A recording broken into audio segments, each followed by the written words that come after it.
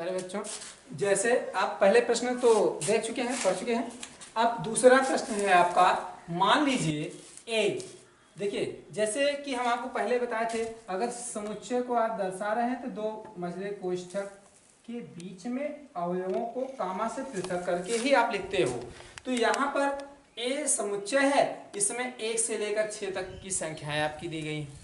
अब इसमें हमें इस समुच्चय के सदस्य, जैसे आपका मान लीजिए एक परिवार है, घर है, उस घर में आपके मान लीजिए 6 सदस्य हैं, तो हर एक सदस्य जो है इसमें आपको एलिमेंट माने सदस्य, इस गणित की भाषा में इसको एलिमेंट या इस संकेत से प्रदर्शित करते हैं। हर एक सदस्य के लिए आप एलिमेंट का प्रयोग कर सकते हैं, यानी अवयव। और यहाँ पर यदि इसको आप इस एलिमेंट यानी सदस्य को आप तिरछी लाइन से काट देते हैं तो ये आपका नॉट एलिमेंट पढ़ा जाता है, यानी अवयव नहीं है, यानी सदस्य नहीं है। यानी अब आपको इसमें दूसरे प्रश्न में ये पहचानना है, जैसे दिया गया है दूसरे प्रश्न के पहले पार्ट में कह रहा है 5 फिर डैश डैश कर दिया, ए लिख दिया। अब आपसे पूछ रहा है कि 5 इस समुच्चय ए का कोई सदस्य है। देखिए जरा, ए जो 5 आपका लिखा हुआ है, 5 आपका इसके अंतर्गत आ रहा है कि नहीं आ रहा है? ये देखिए 5 है ना इसमें, तो आप यहां पर है ना, ए में 5 आया है, इसलिए यहां पर आप क्या लिखेंगे 5 एलिमेंट ऑफ ए। ध्यान दें, एलिमेंट का प्रयोग आप इसमें करेंगे, किसका प्रयोग करेंगे? एलिमेंट का। फिर इसके बाद दूसरे पार्ट में आपसे पूछ रहा है कि 8, देख रहे हैं ना, 8 फिर डैश कर दिया। फिर इसमें आपको ना, इसमें खाली स्थान में आप भरेंगे क्या? देखिए 8 इसका एक सदस्य है नहीं है, 1 2 3 4 5 6 तक तो है ना, 7 है ना 8 है ना 9 है ना 10 है नहीं है। तो इसलिए जब 8 नहीं है तो यहां पर आप क्या लिखेंगे? सदस्य नहीं है, तो इसमें नॉट एलिमेंट का प्रयोग करेंगे। फिर तीसरा पार्ट, तीसरे पार्ट के अंतर्गत आपसे पूछ रहा है कि 0, क्या पूछ रहा है? 0 फिर डैश डैश करके एलिमेंट, देखिए इसमें डैश डैश कर दिया। अब बताइए क्या 0 इसका एक सदस्य है? देखिए जरा, क्या 0 इसमें दिखाई दे रहा है? नहीं। और जब 0 नहीं है तो इसमें आप किस चिन्ह का प्रयोग करेंगे? Not element. फिर चौथे में आते हैं, चौथे में आप आएंगे, चौथे के अंतर्गत आपसे पूछ रहा है कि 4 डैश डैश डैश फिर ए। देखिए 4 इसका एक सदस्य है तो है, तो यहां पर आपका संकेत लगाएंगे एलिमेंट का। फिर पांचवा पार्ट है, देखिए पांचवें पार्ट में आपसे पूछ रहा है 2, क्या लिखा है? 2 फिर डैश डैश कर दिया और ए। देखिए जरा 2 है इसमें, है कहां पे? ये, इसलिए आप किस संकेत का प्रयोग करेंगे?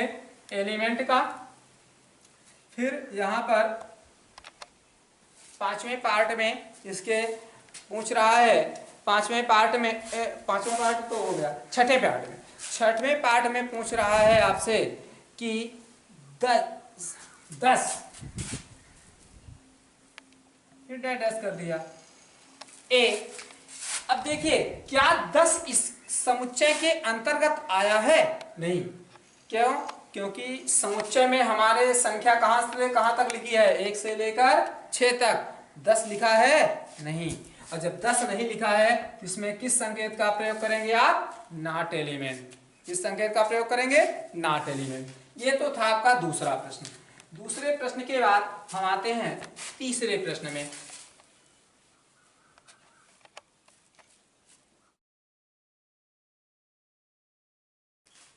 निर्देश दे रहा है कि निम्नलिखित समुच्चयों को रोस्टर रूप में लिखिए। नंबर 1,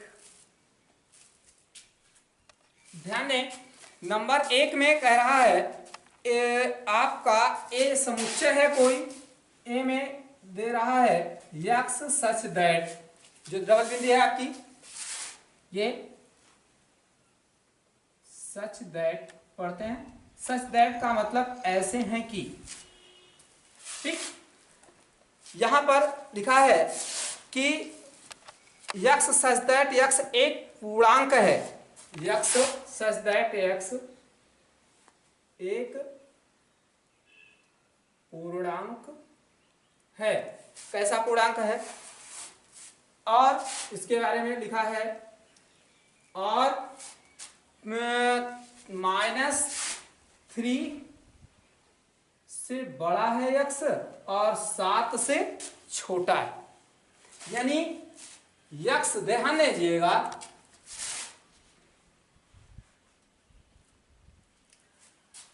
कथन के रूप में लिखा गया है और इसको संख्यात्मक रूप में आपको व्यक्त करना है।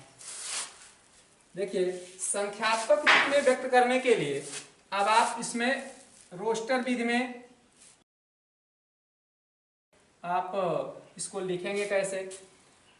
ये दिया है a इक्वल, ये जो आपका शब्दों में लिखा गया है सांकेतिक भाषा के, इसको आप पूरी पूरी गिनती के रूप में दर्शा दें और उसी को आप से पूछ रहा है। वही विधि आपकी क्या है? रोस्टर विधि। जैसे यक्स के बारे में ध्यान दीजिएगा, इसका परिचय दे रहा है कि यक्स, ध्यान दीजिए, यक्स कैसे हैं? यक्स सच दैट यक्स, इसका मतलब हुआ x such that x, x इस प्रकार हैं, ऐसे हैं, किस तरह हैं? जरा देखिए यक्स के बारे में सांकेतिक भाषा में देखिए, समझिएगा। इसमें कह रहा है यक्स ऐसे हैं, कैसे कि -3 से बड़े हैं। तो -3 में जैसा आप देखिए, जरा अलग से देखिए, -3, -2, -1, 0, देख रहे हैं ना? तो अब आप कहने का मतलब, ये महोदय 3 रुपए का कर्ज लिए, ये 2 रुपए के कर्जदार हैं, ये 1 रुपए के कर्जदार हैं। जरा सोचिए, ये इनसे अच्छे हैं क्योंकि ये 3 रुपए का कर्ज ले रखे हैं, माइनस में है कितने रुपए? 3 रुपए, और ये 2 ही रुपए, तो इनसे तो ये बड़े हुए, और इनसे भी बड़े ये है क्योंकि इनको -1 यानी 1 ही रुपए का कर्ज है इनके ऊपर, और ये इनसे भी अच्छे ये हैं, इनके ऊपर कर्ज, ना तो इनके पास पैसा है ना तो किसी से कर्ज लिए हैं, तो इनसे तो अच्छे हैं, ये तो कर्जदार हैं, ये भी कर्जदार हैं 2 रुपए के, ये 3 रुपए के कर्जदार हैं, लेकिन इनसे अच्छे हैं, इनसे अच्छे ये हैं, तो इनसे ये बड़े हो गए, इनसे बड़े ये हो गए, इनसे बड़े ये हो गए ना। तो इस तरह देखिए जरा, हम आप लिखते हैं, तो यक्स क्या है? -3 से बड़ा है, तो -3 से बड़ा कौन हुआ? 2 हुआ, क्या हुआ?